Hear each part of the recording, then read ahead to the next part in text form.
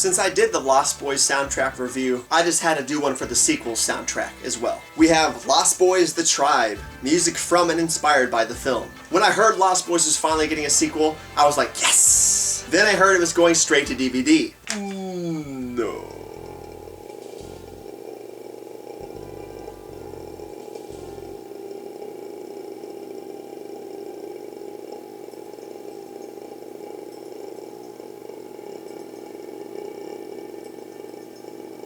Anyway, the reviews for the second and third films are for another time. And although I don't like Lost Boys 2, but I love Lost Boys 3, those are film reviews and are meant for another time, another series of reviews. Anyways, it's almost unheard of for a home video film to have a soundtrack released with it. So it's kind of cool that WB Premiere did this for the film. The film itself wasn't too great, but thank God for Corey Feldman, man. Otherwise the film would have just been complete shit. The movie should have been all about Edgar Frog, like Lost Boys 3 was. God damn it, I'm off topic again. Another time, another type of review. The soundtrack. Don't like it that much. Sorry. One of the only cool things on this record is the remake of Cry Little Sister by a group called Aiden. I'm not really familiar with them outside of this film. But the remake of the song was very cool. Not as good, obviously, but different, and it could have been worse. The entire rest of the soundtrack, like it's some lost and forgotten soundtrack to a lost and forgotten Tony Hawk's Pro Skater game. A lot of bullshit modern day punk music, and way too much lazy rock music. The film was low budget and released straight to home video, but at least it looked like a high budget film. The soundtrack, though, sounds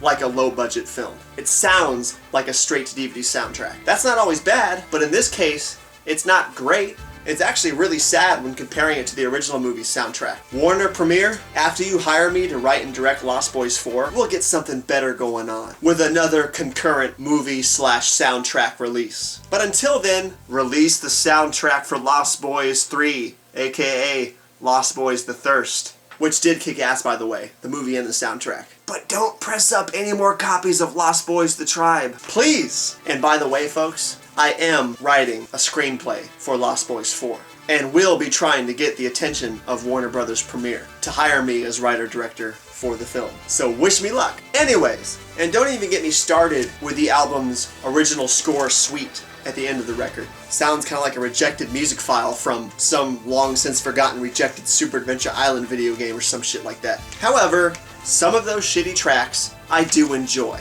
They start to seem cooler after a second and third listen to the album in its entirety. And although I think a lot of the songs on the album are not great, a few of them do catch my interest. I give this soundtrack, I'll give it I'm gonna give the Lost Boys 2 soundtrack a 6 out of 10. I know I sounded harsh and you were probably thinking I was gonna give it like a 4 or 3 out of 10, but it's a lot better than some of the albums I've reviewed and given a 4 and 5 to. This album at least deserves a 6 for the effort and for its point of relevance to the film and to the franchise. So, 6 out of 10 for the Lost Boys 2 soundtrack. Feldman, get at me, man. Let's smoke a joint and discuss this Lost Boys 4 thing. Fucking vampires.